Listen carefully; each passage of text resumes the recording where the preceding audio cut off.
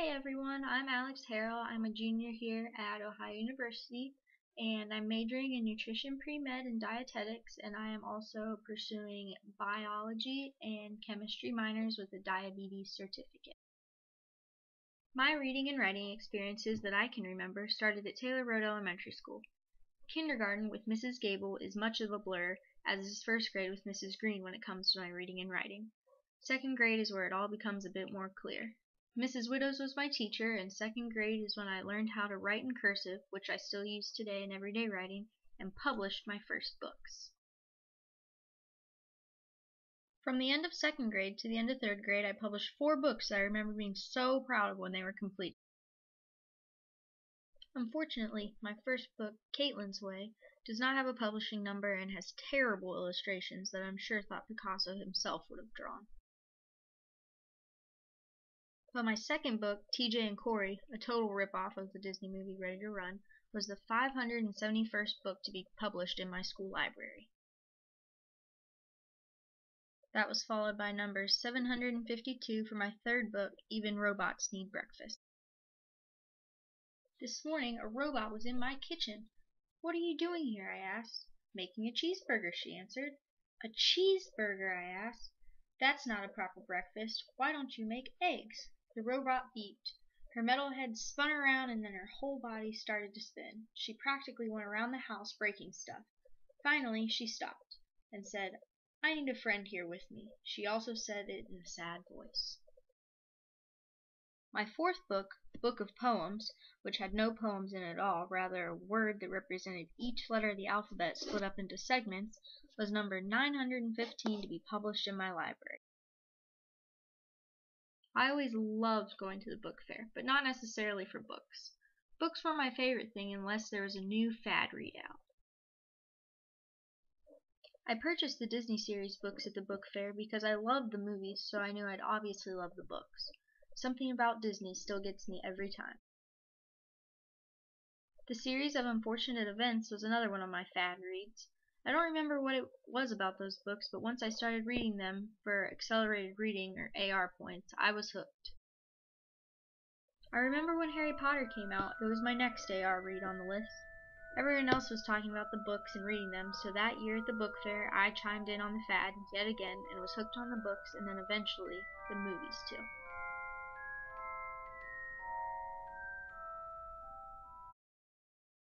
Besides the library, my published books, and the book fairs, my only other memory of reading and writing at elementary school was that of the proficiency test.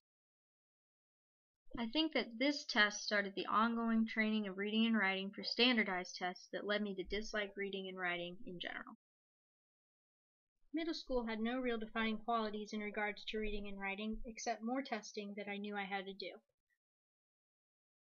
Not much more reading of books excited me as they did in elementary school. Reading was becoming more and more of a chore than it was enjoyable. But in 5th grade, I did join the concert band and began reading music. Music was new, fun, and exciting. Reading music was nothing compared to the terrible books I was being forced to read. From 5th grade until my senior year in high school, I continued to be a part of the band and enjoyed that more than any other subject throughout my schooling. So, in a way, my favorite class became reading, just not of books. Junior high school continued my music career, as well as my distaste for reading and writing in classes other than band. In both 7th and 8th grade, I had horrible English teachers. As I did in middle school and junior high, I learned how to read and write in a new way. This time, instead of music, it was Spanish. I loved Spanish class. It was like a big puzzle that needed to be figured out. How to speak a simple sentence became a challenge. I continued to take Spanish until I was a junior in high school. High school led to a whole new slew of testing, books, and papers that had to be completed to graduate. In 10th grade, we all had to take the Ohio graduation test, which had 5 sections, and had to be completed with an adequate score in order to graduate.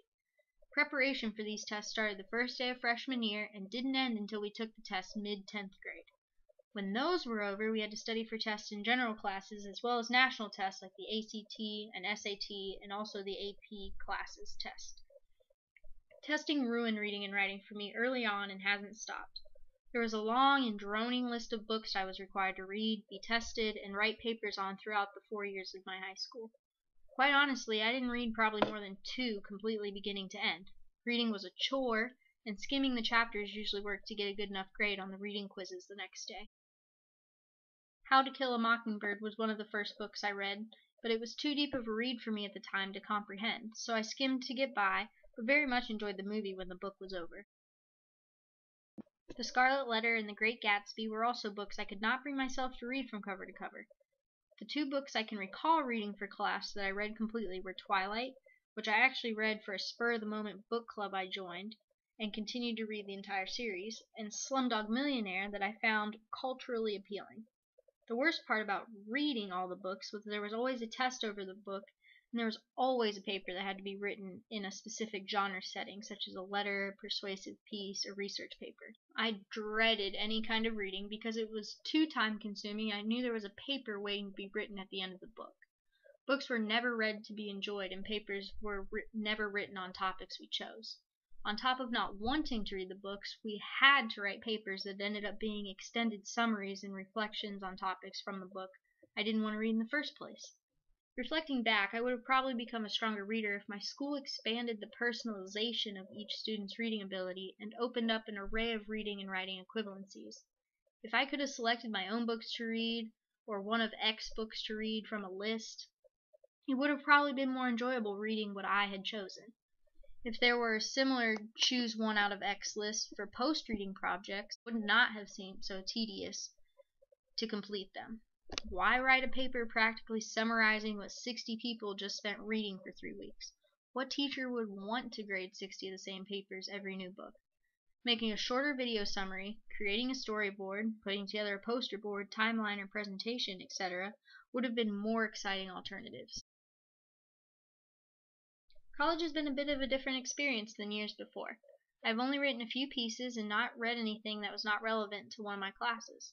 My first paper into college was written my sophomore year in my food nutrition class when I wrote a literature review on the pawpaw fruit. I was so proud of that paper for the work I had put into it, and it was on a topic that interested me that I had handpicked. I soon after had to complete my resume for a class, but also needed it to apply for my first formal job out of high school. Writing that was easy. It was all about me, and I knew what I was writing about. Then, cue this class, and I have since written my visual rhetorical analysis that showed me I needed to brush up on my writing skills and techniques to do well in what was my most recent paper written, my editorial on soft drink consumption. Through my memories of reading and writing, I feel that, reflecting back, I was more enthused and excited about reading when I was younger, and when I arrived at my first standardized test, that is what made my enthusiasm decrease for reading and writing. Through the years, I picked up on music and foreign language that replaced that joy of reading and writing for comprehension and joy that I lost through my numerous test preparations.